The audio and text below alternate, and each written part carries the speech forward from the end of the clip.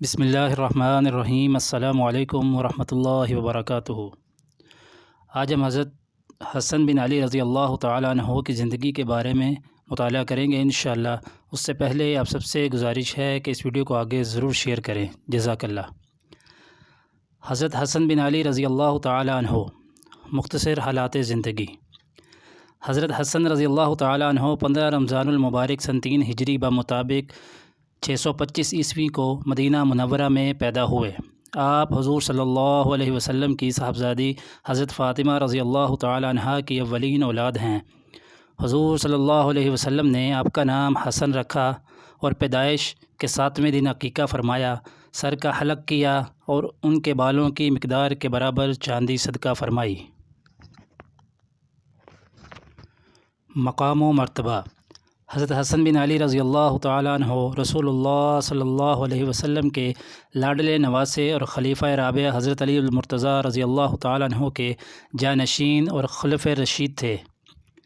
حضرت حسن رضی اللہ تعالیٰ عنہ کے بچپن کا بیشتر حصہ صحبت نبوی میں گزرا۔ حضرت حسن بن علی رضی اللہ تعالیٰ عنہ نے اپنی نانا اور والد کی صفات حمیدہ اور خصائل جمیلہ کا بیشتر حصہ حاصل کیا اور زبان کی فصاحت، دل کی قوت، حلم و بردباری، سیرت و کردار، عفو و درگزر اور جود و سخا جیسی عظیم خوبیوں اور اعلیٰ اوصاف انسانی کے وارث ثابت ہوئے۔ آپ نے قرآن مجید اور تفسیر کا علم حضرت علی رضی اللہ تعالیٰ عنہ اور دوسرے کبار صحابہ سے حاصل کیا اور روایت حدیث کو بھی نقل فرمایا۔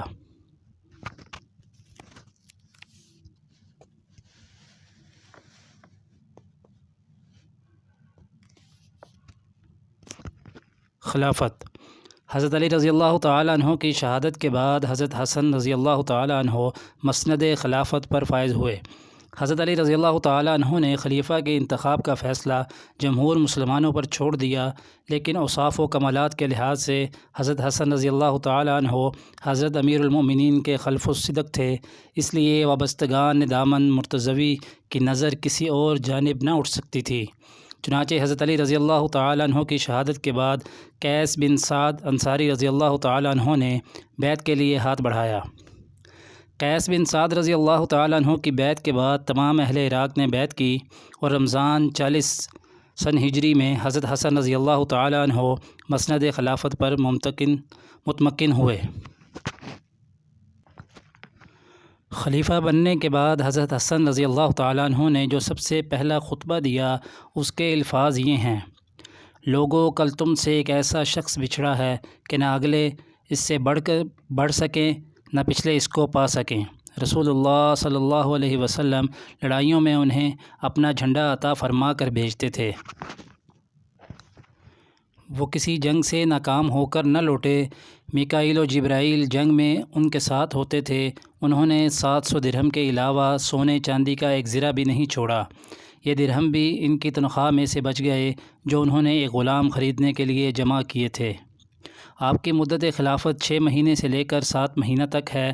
آپ کی تخت نشینی کا زمانہ تو رمضان سن 40 ہجری متعین ہے، لیکن خلافت سے دستبرداری کے زمانے میں اختلاف ہے۔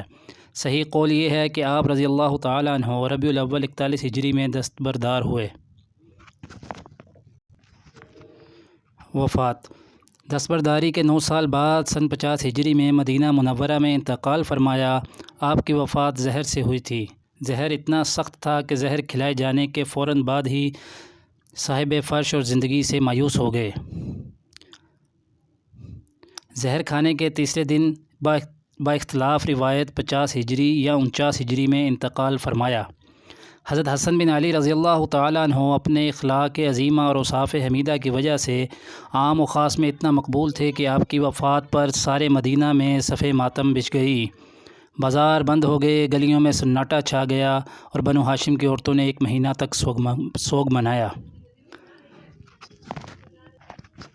جزاکم اللہ خیرا۔